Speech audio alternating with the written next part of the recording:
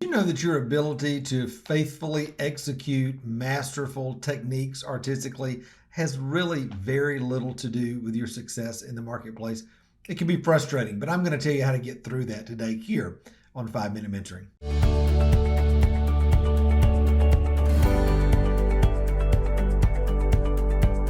Well, hey, my friend, I'm so glad that you're with me here today on 5 Minute Mentoring. You know, one of the things that I hear a lot from artists who are coming into our mentoring program, Created to Thrive, and maybe they've been working for years, developing their artistic skills, and they've come to a place of mastery and that sort of thing, and they can really do the stuff, whether it's painting or weaving or jewelry making or pottery or wood or metal or weaving like me, whatever it might be, fiber art.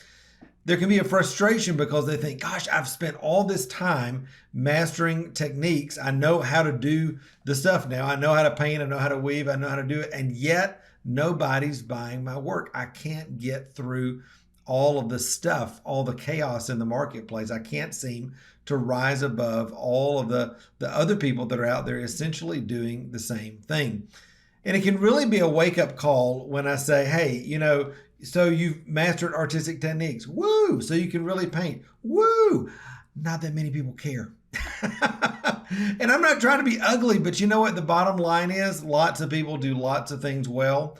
And just because you can do something well does not mean that anybody's paying attention, especially in today's market when we are oversaturated with so many opportunities, so many inspirations, so many opportunities to buy from artists who are all over the world and from price points that are all over the place and really in any kind of size and any kind of scope and any kind of price range you want. So how do you then begin to see that masterful competency that you've developed as an artist really start to make a difference in the marketplace? Well, it's interesting. You've got to begin to take that masterful competency and push it to the next level into uniqueness, where your voice as an artist really begins to come through. And at the same time, you begin to develop connection. Now, usually those three things are sort of this trifecta that begins to happen. You've got the chops to be able to do what you're doing artistically. There's a unique voice that begins to come out over time with your skill, your aesthetic, your voice, your interest,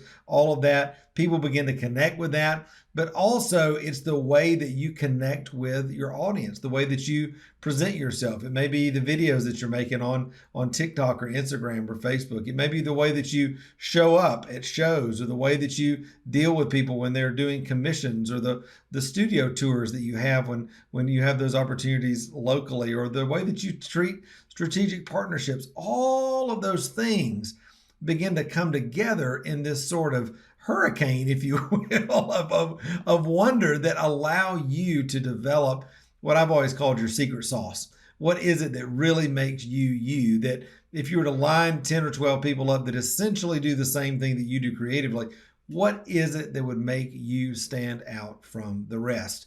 I think about my own journey creatively over the years. I started out making baskets, and it was fun. It was a hobby. I did it for 13, maybe 15 years as a hobby. And there was really, other than, I was pretty unique as far as the materials that I use and that sort of thing, but there was nothing really that was setting me apart from any other hobbyist that was just making baskets with vines they found in the woods. But I began to realize this idea of uniqueness. I begin to recognize that, hey, when I do stuff that's really different from other people, when I take these skills and I take these materials and I take this aesthetic that I love and I push it and I wrap it in a beautiful package of Matt, the way I want to build my business, the way I want to deal with customers, the way I want to sell my work, all of a sudden there was a secret sauce that developed, and my career as an artist really began to take off very quickly. In fact, I had a lot of artists who looked at me and thought, like, Matt, how is this happening for you? You've only had a full-time studio, 1, 2, 3 years when I was just starting out in Asheville. And they were like, how are you having such incredible success? But it was because I wasn't just resting on my ability to make baskets. Who cares? Lots of people make baskets. But I was able to take that unique voice, that unique style that God was developing in me, mix it with those skills, offer it to him, and put it in the marketplace in a way that was engaging and interesting and fun. And that became and continues to be my secret sauce. There's still nobody that does what I do creatively in my baskets. And that, when you put it in the marketplace, equals financial opportunity for you to grow your business and create that faithful income stream that we're talking about. So listen, I don't want you to be frustrated that you're not able to make the money that you want to make. You just, the Bible says that you got to have knowledge, wisdom, and understanding to build a house. And that's what this podcast is all about. This is really just an opportunity to whet your appetite. If you are looking for a real opportunity to learn how to do the things that we're actually talking about every week here on the podcast, join us in the mentoring program. There's really no reason in the world why you shouldn't want to do that, because it's an opportunity for you to join with other Christian artists around the world who love Jesus, who are going after everything that he has for them in the kingdom, and who are getting the knowledge and wisdom and understanding to be able to go further, faster in their calling as artists. We'd love to have you. There's an opportunity for you to become a member right here in the show notes.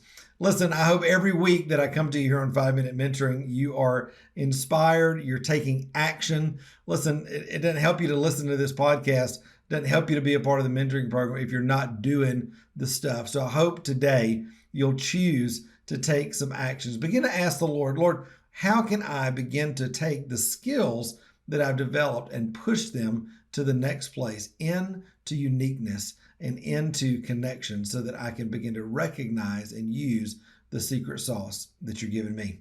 I love you, my friend. Remember, till next time, you were created to thrive. All right, bye.